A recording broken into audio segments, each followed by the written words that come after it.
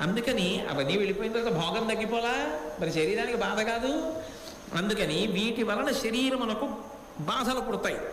అలాగే ఆ దుఃఖాలు అధికమవుతున్నాయి అనుకోండి, బాగాను ఏవో కొన్ని విరుగుళ్ళు ఉంటాయి.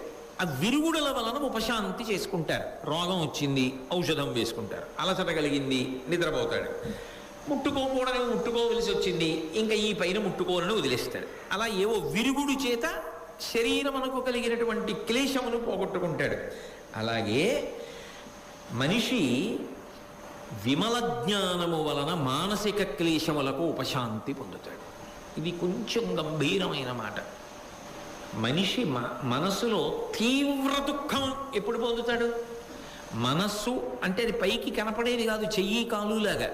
లోపల మనస్సు చేత దేనిని ఎక్కువ పట్టుకున్నాడో అది జారిపోయిందనుకోండి,